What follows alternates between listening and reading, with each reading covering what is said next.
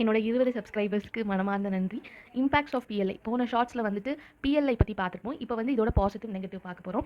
Investment, sale, employment இது 3 increase ஆயிருக்கு. 1 lakh crore investment, 9 crore sale, 6 lakh employment increase ஆயிருக்கு. Export 3 lakh crore வந்து எக்ஸ்போர்ட்டில் increase ஆயிருக்கு. ஒரு 14 செக்டார்ஸ் வந்து நம்ம பார்த்துப்போம். இதில் இந்த 3 sector pharma, food processing industry, telecom இந்த 3 செக்டாரும் நல்லா பெர்ஃபார்ம் பண்ணிட்டு இருக்காங்க.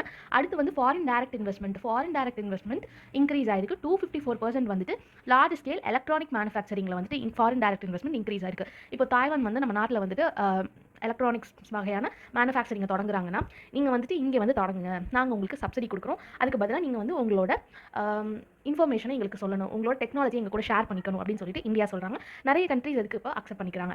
அடுத்து வந்து இம்போர்ட் சப்ஸ்டியூஷன் 60% இன் டெலிகாம். நம்ம ஒரு 100% வந்து டெலிகாமில் வந்து முக்காவாசியான ப்ராடக்ட்ஸ் நம்ம சைனாவை தான் டிபெண்ட் பண்ணியிருந்தோம். இப்போ இந்த 100%ல் 60% நம்மளே மேனுஃபேக்சர் பண்ணுறோம், 40% மட்டும்தான் வெளியிலேருந்து நம்ம வாங்குறோம். இது ஒரு நல்ல பாயிண்ட். அடுத்து வந்து இம்போர்ட் ரா மெட்டீரியல்ஸ். மெடிசனுக்கு வாங்குற ரா மெட்டீரியல்ஸ் மேக்ஸிமம் சைனாவை தான் நம்ம டிபெண்ட் பண்ணியிருந்தோம் நிறைய ரா மெட்டீரியல்ஸில். அது வந்து ரொம்ப டிக்ரீஸ் ஆயிருக்கு அப்படின்ட்டு சொல்கிறாங்க. இதுதான் வந்து பாசிட்டிவ் இம்பாக்ட்.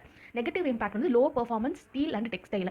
ஸ்டீலோட இது லோ பெர்ஃபார்மன்ஸ் ஆனது கோக்கிங் கோல் அப்படின்னு சொல்லிட்டு நம்ம வந்து ஒன்று யூஸ் பண்ணுவோம்.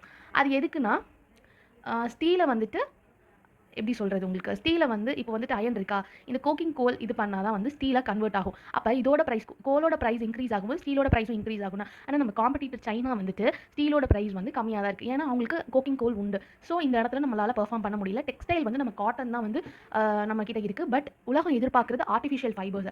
இதில் வந்து நம்ம இன்வெஸ்ட் பண்ணாததுனால நம்ம ஸ்டீல்லையும் டெக்ஸ்டைலையும் லோ பெர்ஃபார்மராக இருக்கும். Complicated and delay in incentive கொடுக்குறதுல டிலே பண்ணுறாங்க. டார்கெட் வந்து 2 lakh crore வந்து அலாட் பண்ணியிருக்காங்க நம்ம சொன்னோமா, ஆனால் கிளைம் பண்ண முடிஞ்சது 3,400 crore தான் வந்து அவங்களால கிளைம் பண்ண முடியுது. அப்போ இன்க்ரீஸ் இன் சேலும் இன்க்ரீஸ் இன் இன்வெஸ்ட்மெண்ட்டும் ஒன்றா எல்லாராலையும் பண்ண முடியல. ஸோ 3,400 crore கிளைம் பண்ணுறதுல 2,900 crore மட்டும் தான் டிஸ்ட்ரிபியூட் பண்ணியிருக்காங்க. அதுக்கப்புறம் ஜென்ரிக்காக இருக்குது இந்த பாலிசி. என்னன்னா இப்போ நாங்கள் உங்களுக்கு சப்சிடி கொடுக்குறோம் அப்படின்னு சொல்லிட்டு இவ்வளோ பர்சன்டேஜ் நீங்கள் வந்துட்டு டொமஸ்டிக் இல்லை R&D ரிசர்ச் அண்ட் டெவலப்மெண்ட்டுக்கு, எம்ப்ளாய்மெண்ட் ஜென்ரேஷனுக்கு நீங்கள் வந்து இன்வெஸ்ட் பண்ணணும் அப்படின்ட்டு அவங்க ஸ்பெசிஃபிக்காக ஒரு பர்சன்டேஜ் சொல்லலை. அடுத்து வந்து அப்பியர்ஸ் டு இக்னோர் MSME. இந்த இடத்துல பார்த்தோம்னா MSME முழுக்க இக்னோர் பண்ணியிருப்போம். எல்லாமே லார்ஜ் இண்டஸ்ட்ரீஸ்க்கு நம்ம கொடுக்குற இன்சென்டிவ்ஸாக தான் இது இருக்கும். இதுதான் வந்து நெகட்டிவ் இம்பாக்ட். தேங்க்யூ.